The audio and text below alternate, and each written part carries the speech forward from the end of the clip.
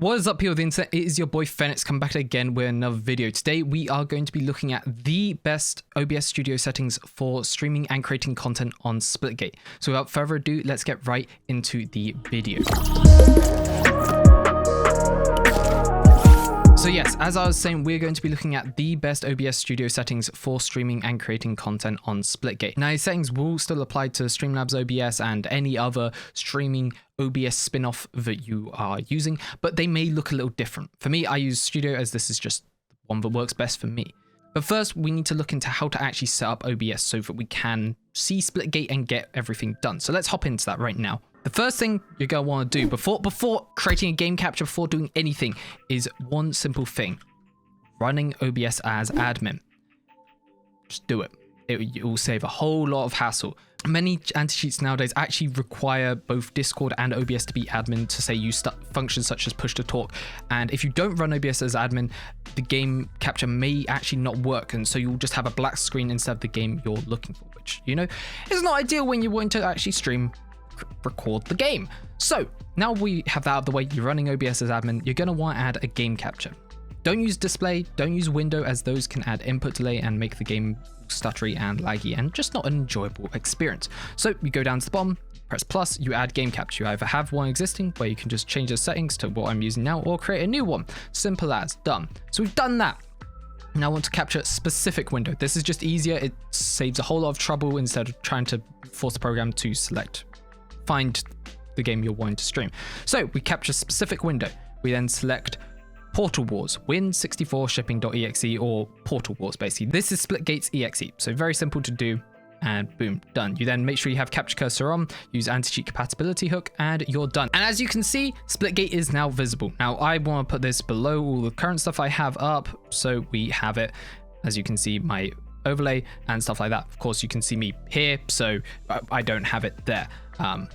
Now you can add anything else that you want here, camera, alerts, etc. But this is the main thing done, dusted, out of the way. Now that we have the scenes up, you're probably wondering, oh, how do I get chat? Simple. You go up to the top, view, docs, and then chat. Along with this, you can also add activity feed for follows, subs, etc. This won't include donations, as those are through Streamlabs or Stream Elements. So you may want to use their external feed to get everything visible, which is what I do with Streamlabs.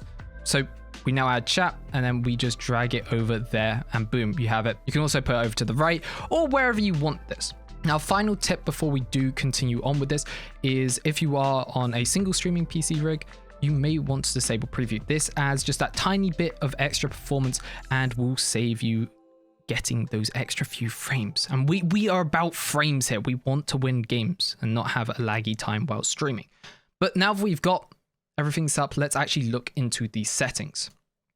First thing we want to do in general settings is change that theme to dark. That is beautiful. We love dark theme here. Today is personal preference, but shh. From there, you want to go to stream settings. Now, this is where you're actually streaming. For me, I stream on Twitch. So obviously we are going to select the service Twitch, but if you want to stream to YouTube, Facebook, or restream Twitter, or any other places, you can do that here.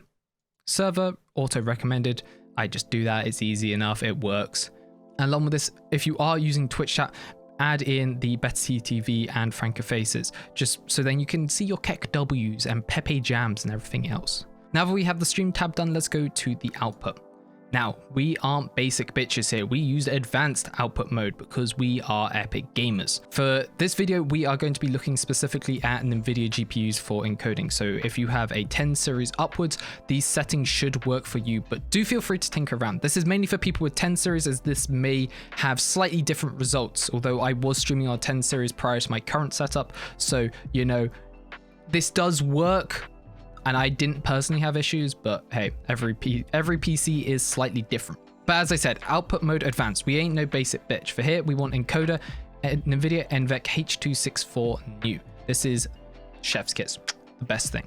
CBR control rate, 6K bitrate. Now, bitrate is very dependent on your upload speed. The max I'd recommend as a non-partner streamer is 6K. Don't go above this. If you're a partner streamer, I believe you can stream at 8K, but that is kind of iffy and stuff, and in fact it can actually lock you into streaming at certain outputted resolutions if you go above this. So 6K is basically the max you want to do. If your upload speed is slightly worse, feel free to lower this bitrate to 3, 2, 4,000, you know, whatever works best for you. Keyframe interval we leave at 0. Preset, for me personally, I use max quality, but feel free to try around with quality. Below quality to performance, max performance, low latency, all these kind of things, they do start to become a lot more pixelated and bitty. So the lowest I'd recommend personally, if you're using an NVIDIA GPU, is quality. As I said, I was using a 1070 stream at these settings, but changed the preset from max quality to quality and it worked just fine. Profile, you want to leave on high, look ahead unchecked, check psycho visual tuning, GPU at 0, max B-frames at 2. And that is the output settings done. Simple, you don't need to worry about these again.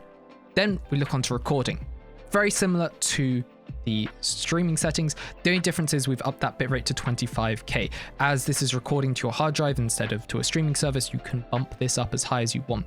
If your recordings do become laggy, that is probably because your bitrate is too high. So think about lowering this setting. But other than that, everything stays the same.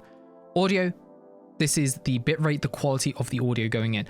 Personally, I use 320 bitrate just so we can get that crispiness, that extra little bit of audio goodness. But if you are struggling and need that tiny little bit extra upload speed, then feel free to lower this down to, I think about 160 still sounds completely fine.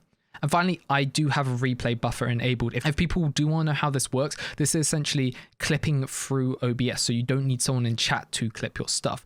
If someone wants me to make a video on this, feel free to ask down in the comments below. There are many other videos out there, but hey, you know, I'm happy to cover this along with any of the other advanced kind of settings I use in OBS.